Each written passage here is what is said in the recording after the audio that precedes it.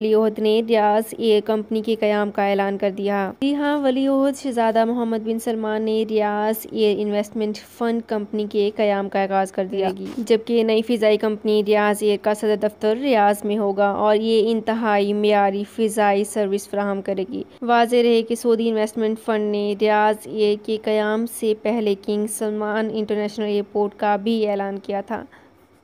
तो फ्रेंड्स, ये थी मेरी आज की वीडियो। हमारी इस वीडियो को फेसबुक पेज पर ज़्यादा से ज़्यादा शेयर कीजिए। शुक्रिया।